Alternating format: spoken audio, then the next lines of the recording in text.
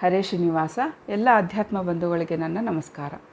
ಕೃಷ್ಣಾಯ ವಾಸುದೇವಾಯ ಹರಯೇ ಪರಮಾತ್ಮನೆ ಪ್ರಣತಕ್ಲೇಶನಾಶಾಯ ಗೋವಿಂದಾಯ ನಮೋ ನಮಃ. ಯತ್ರ ಯೋಗೀಶ್ವರಃ ಕೃಷ್ಣೋ ಯತ್ರ ಪಾರ್ಥೋ ಧನುರ್ಧರಃ ತತ್ರ ಶ್ರೀ ವಿಜಯೋ ಭೂತಿಃ ಧ್ರುವಾನೀತಿಃ ಮತಿರ್ಮಮಃ. ಅರ್ಥಿಕಲ್ಪಿತಕಲ್ಪೋಯಂ ಪ್ರತ್ಯರ್ಥಿಗಜಕೇಸರಿ ವ್ಯಾಸತೀರ್ಥ ಗುರುರ್ಭೂಯಾತ್ ಅಸ್ಮದಿಷ್ಟಾರ್ಥ ಸಿದ್ಧಯೇ. ಶ್ರೀ ಗುರುಭ್ಯೋ ನಮಃ. ಶ್ರೀ ಗುರುಭ್ಯೋ ನಮಃ. ಶ್ರೀ ಹರಿವಾಯು ಗುರುಗಳ ಅನುಗ್ರಹದಿಂದ ಶ್ರೀಮದ್ ಭಗವದ್ಗೀತೆಯ ಅರ್ಥಾನುಸಂಧಾನದ 9ನೇ ದಿನ. ಇವತ್ತು 17 ಮತ್ತು 18ನೇ ಶ್ಲೋಕವನ್ನು ನೋಡೋಣ. ಕಾಶ್ಯಶ್ಚ ಪರಮೇಶ್ವಾಸಃ ಶಿಖಂಡೀಚಿ ಮಹಾರಥಃ ದೃಷ್ಟದ್ಯುಮ್ನೋ ವಿರಾಟಶ್ಚ ಸಾತ್ಯಕೀಶ್ವಾಪರಾಜಿತಃ ದೃಪದೋ ದ್ರೌಪದೇಯಾಶ್ಚ ಸರ್ವಶಃ ಪೃಥ್ವೀಪತೆ ಸೌಭದ್ರಶ್ಚ ಮಹಾಬಾಹುಃ ಶಂಖಾನ್ ದದ್ಮುಃ ಪೃಥುಕ್ ಪೃಥುಕ್.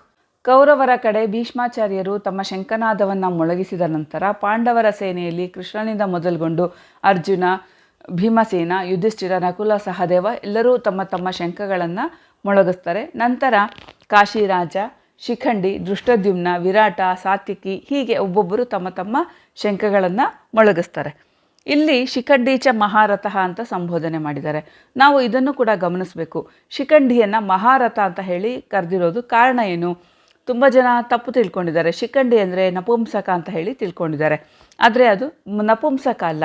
ಶಿಖಂಡಿ ಅಂತಂದರೆ ಮೂಲಭೂತವಾಗಿ ಶಿಖಂಡ, ಶಿಖ ಪ್ಲಸ್ ಅಂಡ ಅಂದರೆ ಶಿಖ ಅಂದರೆ ತಲೆಗೂದಲು.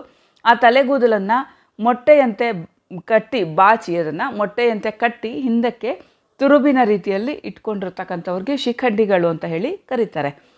ಮಹಾಭಾರತದ ಈ ಶಿಖಂಡಿ ಹುಟ್ಟಿದಾಗ ಹೆಣ್ಣಾಗಿರ್ತಾನೆ, ನಂತರ ಗಂಡಾಗ್ತಾನೆ. ಅದಕ್ಕೆ ಒಂದು ಕಥೆ ಕೂಡ ಇದೆ. ದ್ರುಪದ ರಾಜನಿಗೆ ಸಂತಾನ ಇರೋದಿಲ್ಲ. ರುದ್ರದೇವರನ್ನು ಕೇಳಿದಾಗ ತಪಸ್ಸು ಮಾಡಿ ಕೇಳಿದಾಗ ವರ ಕೊಡ್ತಾರೆ, ನಿನಗೆ ಗಂಡು ಸಂತತಿ ಆಗತ್ತೆ ಅಂತ ಹೇಳಿ. ಆದರೆ ದ್ರುಪದನಿಗೆ ಹೆಣ್ಣು ಹುಟ್ಟತ್ತೆ. ರುದ್ರದೇವರ ಮೇಲಿನ ವಿಶ್ವಾಸದಿಂದ ಅದನ್ನು ಗಂಡಿನ ರೀತಿಯಲ್ಲೇ ಬೆಳೆಸ್ತಾರೆ. ಒಂದು ಹೆಣ್ಣನ್ನು ತಂದು ಆ ಹುಡುಗಿಗೇ ಮದುವೆಯನ್ನು ಮಾಡ್ತಾರೆ. ಹುಡುಗಿಯ ತಂದೆಯಿಂದ ವಿಚಾರ ಗೊತ್ತಾಗತ್ತೆ. ಆದರೂ ದ್ರುಪದ ಹೇಳ್ತಾನೆ, ಇಲ್ಲ ಅವನು ಮಗನೇ, ನಿಮ್ಮ ಮಗಳೇ ತಪ್ಪು ತಿಳ್ಕೊಂಡಿದ್ದಾಳೆ ಅಂತ ಹೇಳಿ ಅವರಿಗೂ ಸಮಾಧಾನ ಮಾಡ್ತಾನೆ. ಮುಂದೆ ಆ ಹುಡುಗ ಅಂದರೆ ಶಿಖಂಡಿ ಏನಿರ್ತಾನೆ ಅವನು ಕಾಡಿಗೆ ಹೋಗ್ತಾನೆ ಬೇಸತ್ತು. ಇದರಿಂದ ಎಲ್ಲರೂ ನನ್ನ ಗಂಡು ಅಂದ್ಕೊಂಡಿದ್ದಾರೆ, ನಾನು ಹೆಣ್ಣು ಅಂತ ಹೇಳಿ. ಆಗ ಕುಬೇರನ ಸ್ನೇಹಿತನಾದಂತಹ ಒಬ್ಬ ಗಂಧರ್ವ ಇವನ ಕಷ್ಟವನ್ನು ತಿಳ್ಕೊಂಡು, ನಿನಗೆ ನನ್ನ ಗಂಡು ರೂಪವನ್ನು ಕೊಡ್ತೀನಿ, ನಿನ್ನ ಹೆಣ್ಣು ರೂಪವನ್ನು ನನಗೆ ಕೊಡು ಮತ್ತು ಅದನ್ನು ನನಗೆ ತಿರುಗಿಸಿ ವಾಪಸ್ ಕೊಡಬೇಕು ಅಂತ ಹೇಳಿ ಕಂಡೀಷನ್ ಮಾಡಿ ಆ ಹೆಣ್ಣು ರೂಪವನ್ನು ತಾನು ಇಸ್ಕೊಂಡು ಆ ಗಂಧರ್ವ ಗಂಡು ರೂಪವನ್ನು ಆ ಶಿಖಂಡಿಗೆ ಕೊಡ್ತಾನೆ. ನಂತರ ಕುಬೇರನಿಗೆ ವಿಷಯ ಗೊತ್ತಾಗಿ ಆ ಗಂಧರ್ವನಿಗೆ ಶಾಪವನ್ನು ಕೊಡ್ತಾನೆ, ನೀನು ಹೆಣ್ಣಾಗಿಯೇ ಇದ್ದುಬಿಡು ಅಂತ ಹೇಳಿ. ಈ ಕಡೆ ಈ ದ್ರುಪದನ ಮಗಳೇನಿರ್ತಾಳೆ ಶಿಖಂಡಿ, ಅದು ಗಂಡಾಗೇ ಇರುತ್ತೆ. ಅಂದರೆ ಇವರು ಮತ್ತು ಅದನ್ನು ವಿನಿಮಯ ಮಾಡ್ಕೊಳ್ಳೋಕ್ಕಾಗೋದಿಲ್ಲ ರೂಪನ್ನು. ಹಾಗಾಗಿ ರುದ್ರದೇವರ ಮೇಲಿರ್ತಕ್ಕಂಥ ವಿಶ್ವಾಸ ಸತ್ಯ ಆಗತ್ತೆ. ಆ ಶಿಖಂಡಿ ಗಂಡಾಗ್ತಾನೆ.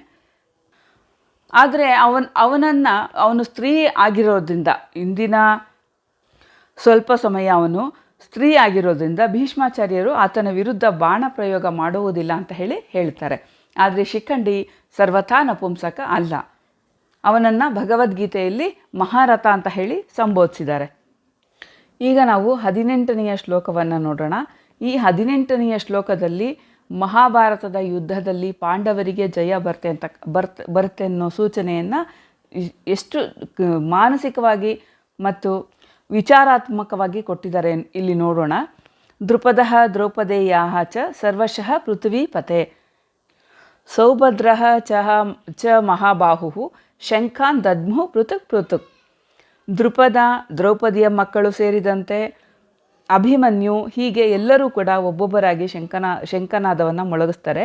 ಇಲ್ಲಿ ಸೂಕ್ಷ್ಮವಾಗಿ ನೋಡಿದ್ರೆ ಪಾಂಡವರ ಕಡೆ ಇದ್ದಂತಹ ಡಿಸಿಪ್ಲಿನ್ ನಮಗೆ ಎದ್ದು ಕಾಣುತ್ತೆ. ಅಂದರೆ ಕೌರವರ ಪಾಳೆಯದಲ್ಲಿ ಗದ್ದಲ ರೂಪದ ಶಂಖ ನಗಾರಿಗಳ ಸದ್ದಿಗೆ ಉತ್ತರವಾಗಿ ಪಾಂಡವರು ಎಷ್ಟು ಶಿಸ್ತುಬದ್ಧವಾಗಿ ಕ್ರಮಬದ್ಧವಾಗಿ ಉತ್ತರವನ್ನು ಕೊಡ್ತಾರೆ ನೋಡೋಣ. ಆ ಶಂಖನಾದದಲ್ಲೇ ಇವರಿಗೆ ಉತ್ತರ ಸಿಗುತ್ತೆ. ನಾವು ಇದು ಕೂಡ ಮನಃಶಾಸ್ತ್ರಕ್ಕೆ ಒಂದು ಪ್ರೇರಣೆ ಆಗುತ್ತೆ.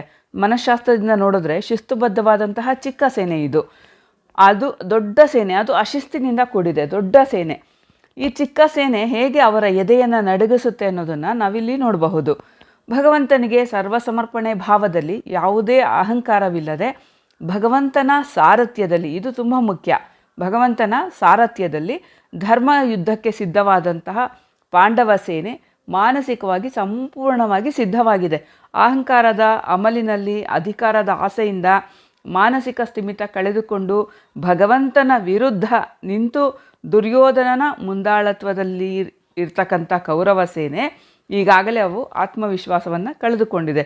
ಇಲ್ಲಿ ಕಾಣುವ ಇನ್ನೊಂದು ವಿಶೇಷತೆ ಅಂದರೆ ಪಾಂಡವರ ಕಡೆಯಿಂದ ಕ್ರಮಬದ್ಧವಾಗಿ 18 ಮಂದಿ ಶಂಖನಾದ ಮಾಡಿದ್ದಾರೆ. ಸಂಖ್ಯಾಶಾಸ್ತ್ರದಲ್ಲಿ ನೋಡಿದಾಗ ಅಕ್ಷರಾಂಕದ ಪದ್ಧತಿಯಲ್ಲಿ 18 ಅಂದರೆ ಜ ಅಂದರೆ 8, ಯ ಅಂದರೆ 1. ಅಕ್ಷರಾಂಕದಲ್ಲಿ ಮೊದಲನೆಯದು ಏಕಸ್ಥಾನ, ಎರಡನೆಯದು ದಶಕ ಸ್ಥಾನ.